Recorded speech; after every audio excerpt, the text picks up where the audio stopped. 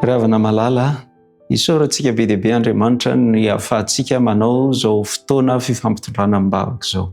Androany isika dia vavaka manokana fisaorana noho ny amin'ny fidiran'Andriamanitra atsehatra tamin'ny fomba mahagaga teo amin'ny Alexa izay rehefa hiditra efitrano fandidiana dia hozy ny dokotera hoe tsy didiana.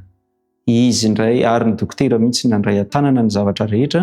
Ny havantsika Ernest Rosemonde no manao an'izany fangatana ny mba rahantsika misaotra an'Andriamanitra noho ny amin'izany toe-javatra izany. Andao hivavakantsika no amin'izay zavatra izay nangatanana amintsika izay hivavakantsika tompoko.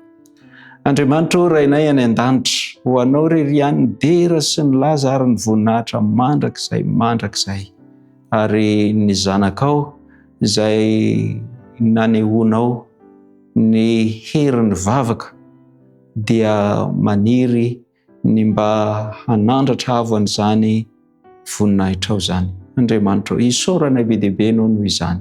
Fantatray fa Andriamanitra mpihaino vavaka ianao. Rehefa nentina mivavaka izany zanakao izany dia nitanteranao ilay teny fikasana hoe mahery indrindra ny fiasan'ny vavaka, ny fiasan'ny fivavaka ny marina.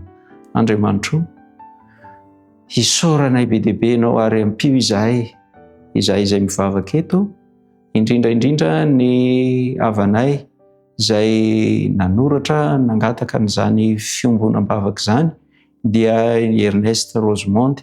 Andriamanitra, mba ho tena ny fonay, ny fanahinay sy ny mombanay rehetra mihitsy no hisaotra sy hankalazanao.